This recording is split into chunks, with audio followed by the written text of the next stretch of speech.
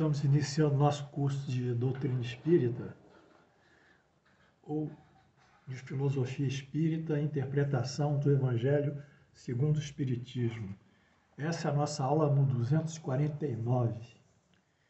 Nesses blocos estudamos a fraude que Jacó comete ao seu irmão Esaú, referente à compra da progenitura através de um sopa de ervilha que nós vimos, que Esaú vende a primogenitura para Jacó em troca de uma sopa de ervilha, e também Jacó se apropria da bênção do pai. Esses fatos foram relatados na aula anterior, e aos alunos que quiserem se inteirar mais dos mesmos, eu aconselho a remitirem essas aulas. Entretanto, a primogenitura, no contexto dos padrões familiares dos hebreus, é muito importante, porque ela engloba o patriarcado e a bênção, a consecução da bênção. Quer dizer, o patriarca entre o povo judeu, a começar pelo pai Abraão, ele recebe não só a liderança do povo, através da sua formação patriarcal, que dirige uma comunidade, um homem, por a sua autoridade moral, e também recebe a bênção de Deus, que consigna a proteção divina.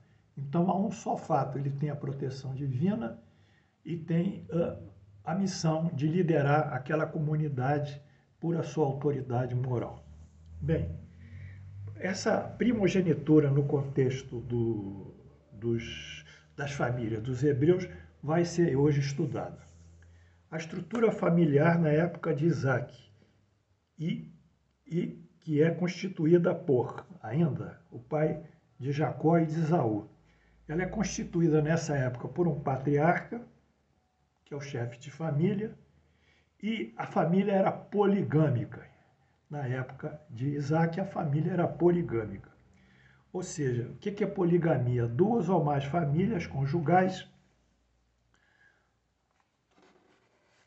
afiliadas por diversos casamentos, mas tendo um pai comum. Jacó teve diversas mulheres: Lia, Raquel, filha e Zilpa. A família evoluiu. Quando essa família poligâmica, como Jacó teve diversas mulheres, essa família poligâmica ela vai se formando com outras famílias e, a partir disso, formando a clã. O que é a clã? É o grupamento de diversas famílias que se originam do mesmo ascendente, no caso, Jacó. Jacó teve 12 filhos com essas mulheres, que no início, tendo o mesmo ascendente, o próprio Jacó formaram a clã.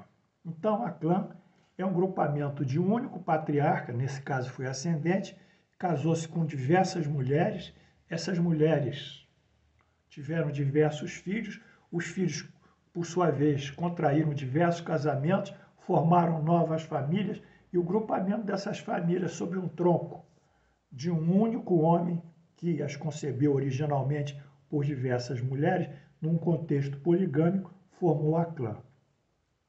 A clã, à medida que ela vai se reproduzindo e vão tendo novos descendentes, forma o que nós chamamos a tribo.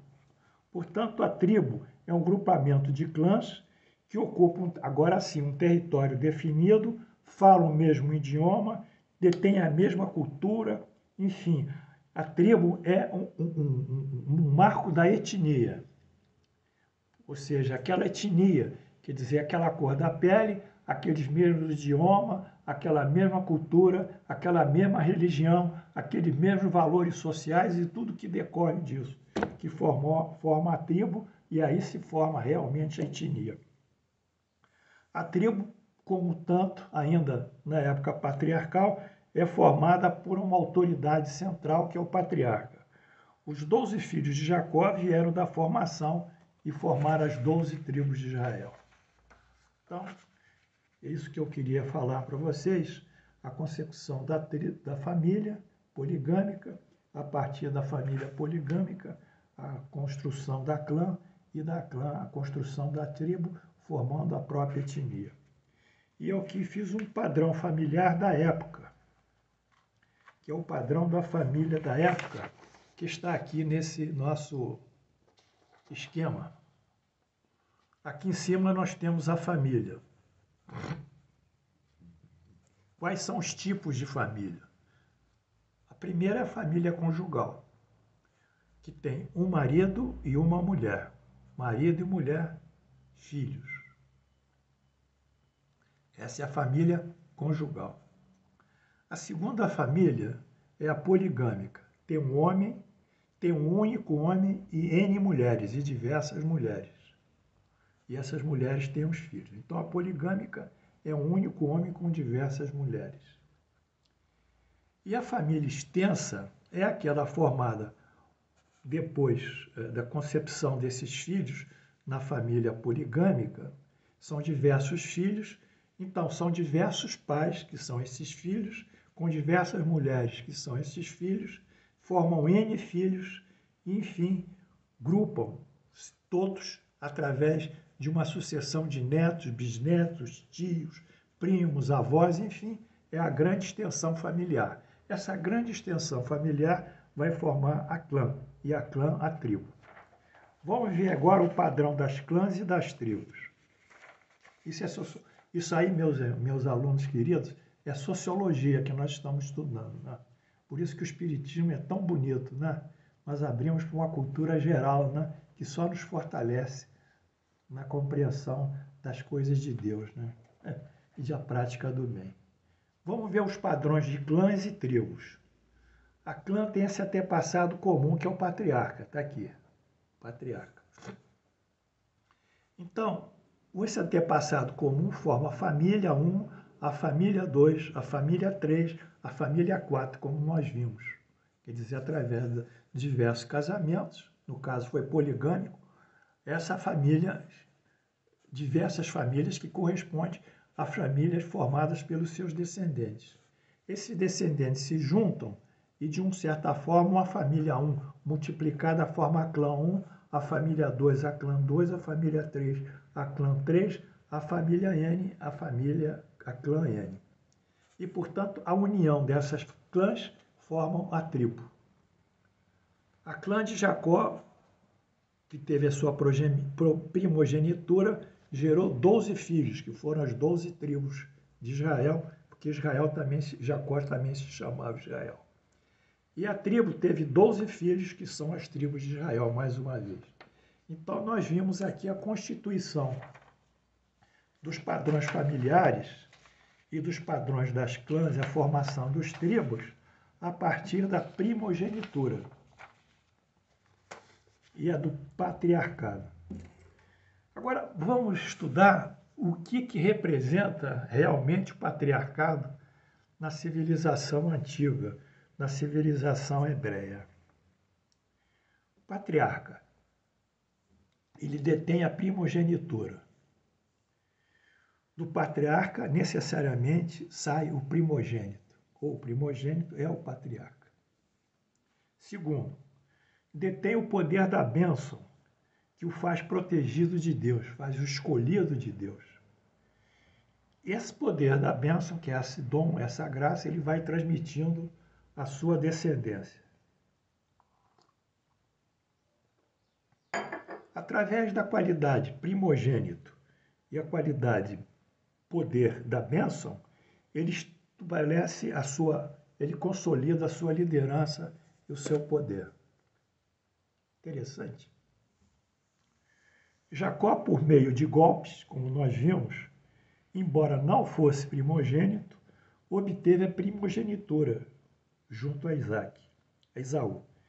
E o poder da bênção, que foi transmitida por uma fraude também por seu pai Jacó. Mais uma vez, lesando Esaú. Então, Jacó obteve a primogenitura e o patriarcado de uma forma fraudada. Quando a morte de Jacó e suas palavras proféticas. Ora, Jacó teve 12 filhos, 6 com Lia, 2 com Raquel, 2 com Bila e 2 com Zilda. Foram 12 filhos com 4 mulheres: Raquel, Bila, Zilda e Lia. Vamos ver o que diz o livro Gênesis 49, 1, 2, 28. Depois chamou Jacó aos seus filhos e disse: Ajuntai-vos e eu vos farei saber o que vos há de acontecer nos dias vindouros. Quer dizer, ele quis dar um caráter de profetização. Ajuntai-vos e ouvi, filhos de Jacó, ouvi a Israel, era outro nome de Jacó, vosso pai. São estas as 12 tribos de Israel. E é isto que ele lhe falou. Interessante. Jacó formou a clã uniu-se, formou uma tribo. Essas tribos depois multiplicaram e se formaram em 12 tribos diferentes. São essas as 12 tribos de Israel. E é isto o que ele lhe falou. Seu pai, quando os abençoou, segundo a bênção que eles lhe cabia. Então, aqui eu fiz a genealogia de Abraão e dos patriarcas hebreus e as 12 tribos de Israel. Assim a gente está terminando um momento do povo judeu, que nós começamos com Adão e Eva, tramitamos pelos seus descendentes, chegamos ao pai Abraão que gerou Isaac, Isaac gerou Jacó e gerou Esaú, e ainda Isaac gerou ismaelitas. Ismael, que gerou ismaelitas, que também mais tarde foram se integrar à formação do povo islâmico através de Ismael, os ismaelitas. Então, esse evento aqui para nós é muito significativo, porque mostra a formação de um povo, ou de diversos povos.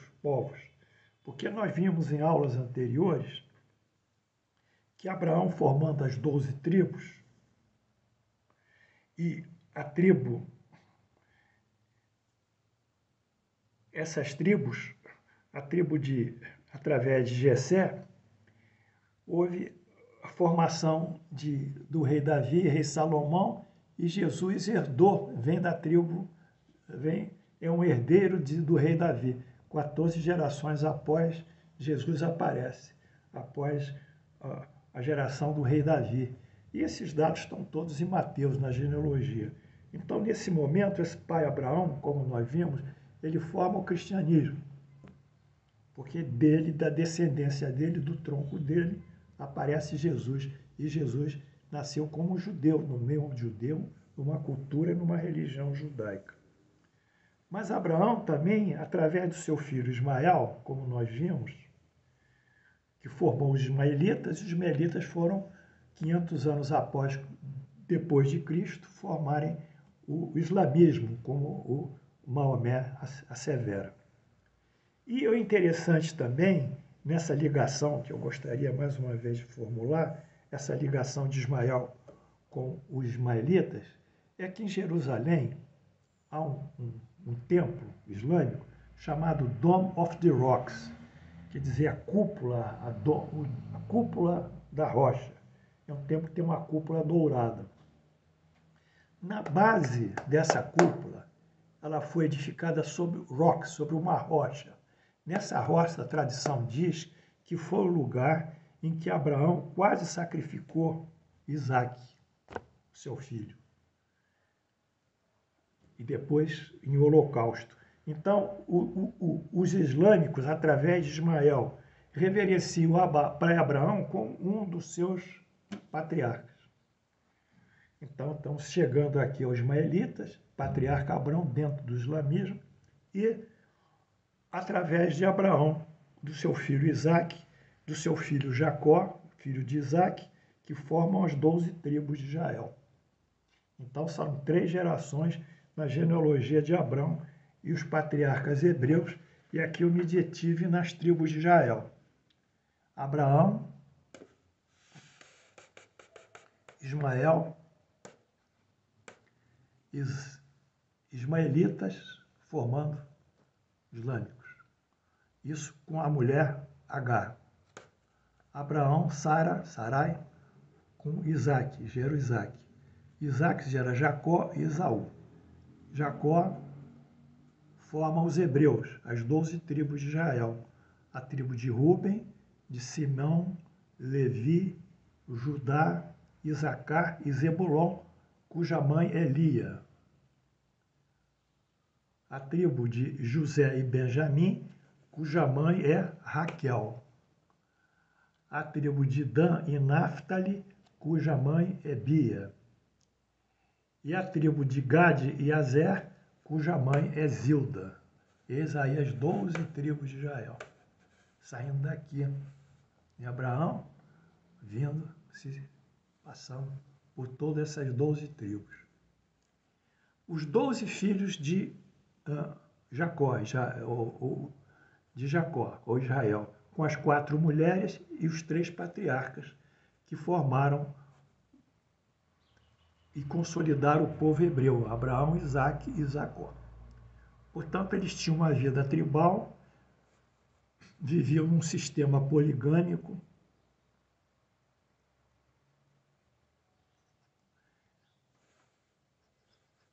respeitavam as leis ligadas a Deus e conformavam essas principais culturas. Eis aí a história do patriarcado entre o povo judeu e as suas consequências. E o fato triste, e a representação triste do evento de Isaac, de Jacó, que se apropria do patriarcado de Esaú e da bênção do seu pai. Eu espero que vocês tenham entendido esses fatos. Esses fatos têm uma conotação sociológica muito importante, porque dão uma dimensão dessa movimentação secular de um povo e cujos efeitos eles repercutirão sobre outras gerações e, como nós vimos, formarão a imagem, formarão o cristianismo, formarão o islamismo em parte e formarão essencialmente o judaísmo. Na próxima aula, nós estudaremos essa concepção do patriarcado através da doutrina espírita. O que a doutrina espírita pensa sobre esses fatos. Eu agradeço a vocês, espero que tudo estejam com saúde, estejam em paz. A vida está nos levando, mas com um pensamento positivo, otimismo, fé em Deus, nós vamos sendo bem inspirados, tomando a cada dia melhores decisões, não nos precipitando, guardando sempre a paz interior, guardando o sentimento de amor ao próximo, e tudo isso nos faz melhores, e sendo melhores, as nossas ações são melhores, e aqueles que vivem conosco também têm esses efeitos, esses defluxos de melhoria. Enfim, nós criamos um ambiente, uma periferia, uma atmosfera melhor, que é onde o bem prevalece sobre o mal, o amor sobre o ódio, a justiça sobre a injustiça, a renúncia e abnegação sobre o egoísmo, a humildade sobre o orgulho. Esse é o nosso ambiente ideal e para ele nós estamos trabalhando. Que Deus nos abençoe e Jesus esteja conosco.